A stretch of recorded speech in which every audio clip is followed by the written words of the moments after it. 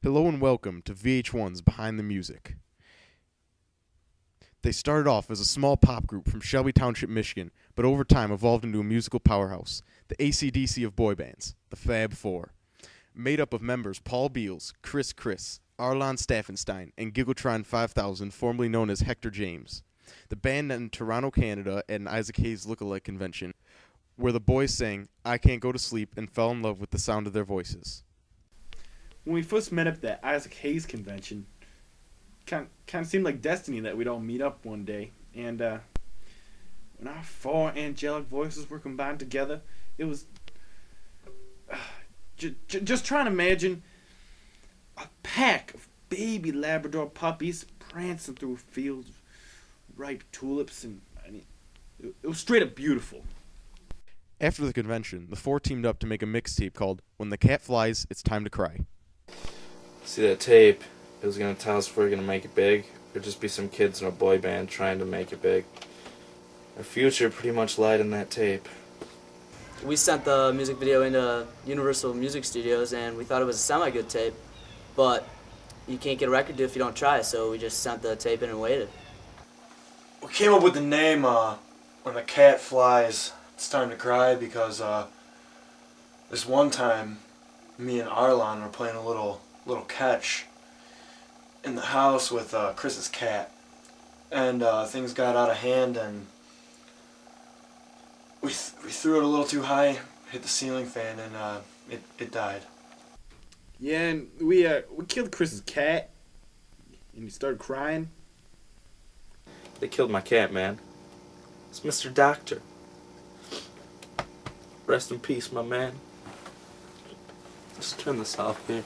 6 weeks later, Universal received the tape and said it was a hit. They wanted to change the demo tape into an album. We were asked to make our tape into a CD. I thought it was a joke because I could never dream of making it big. The band made the album and had their first radio hit 2 weeks later with Bubblegum Girls' Lips Be Tasting Like Ketchup. Bubblegum girls, Bubblegum girls, Bubblegum girls, lips be tasting like ketchup. Tastes like ketchup! Yeah, and so we got the name from my girlfriend at the time, and I'd like to call her Bubblegum Girl. But apparently while we were dating, the rest of the band tasted her lips a bit more than I did, and said they tasted like ketchup. The band finally got their first paycheck, and with it came a number of changes. I wasn't really feeling the name Hector. No one gets any chicks with the name like Hector, so Arlon suggested the name Giggletron 5000, and I thought it was cool, so it stuck. Listen, I don't care who you are. Nobody messes with someone named Giggletron 5000. Worst name I have ever heard of. The song Bubblegum Girls' Lips Be Tasting Like Ketchup became the most played song in North America, and it won them 16 Grammys in 1996. By popular demand, the band made 2 more songs and went on tour. They were going to be on the road for 10 months. In the summer of 1997, the tour began. They went to every big city in America, including Orlando, Florida, home of rival boy band, the Backstreet Boys. We were on tour in Orlando, and we were all talking to the owner of Amway Arena, and he says, "You guys better be good, because we kicked out the Backstreet Boys in their own hometown so you guys could play here." And I'm sitting there thinking, oh my gosh, we're replacing the Backstreet Boys in their own hometown? That's saying something. The fame was only getting them into trouble. While we were in Orlando, Arlon was like, hey, let's go to SeaWorld. So I was like, sweet, let's go have some fun, relax, sit in the sun, right? So while we got there, outside of SeaWorld chilling was Backstreet Boys, and they were not looking too happy. So the blonde one walks up to us and says, "You guys think you're tough or something? You guys think you're big? Coming into our hometown and giving us the boot? I bet your hair isn't even natural." Yeah, that's what he said. That just sent Arlon off. So Arlon says, "You guys suck." And the Backstreet Boys, they pull out their brass knuckles, their lead pipes. We had a street fight at SeaWorld with the Backstreet Boys. So I busted out my lead pipe and I smoked the little one in the chest. You know, the one that doesn't talk right, and he just starts screaming, "Oh, my spleen, my spleen!" And I'm like, "Yeah, this your spleen, boy, yeah!" And then all four of them turn to me and they start chasing me. Break out my shovel and I beat them all down. I beat them, and I beat them good, all in the chest and whatnot. Yes.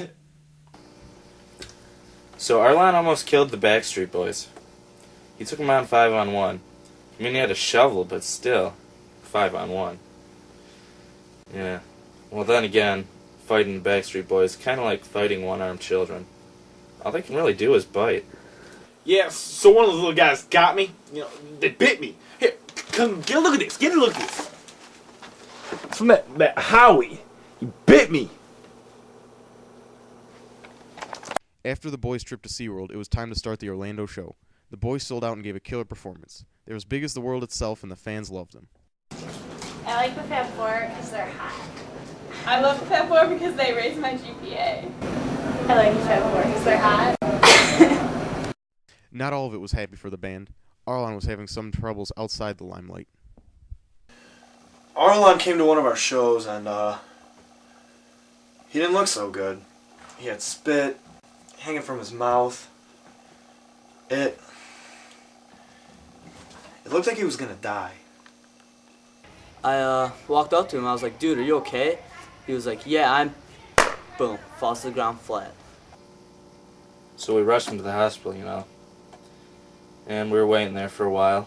And the doc comes out, he says, "Look, your friend Arlon, he's got a 50% chance of living." I mean, I guess it was kind of sad for me at the time.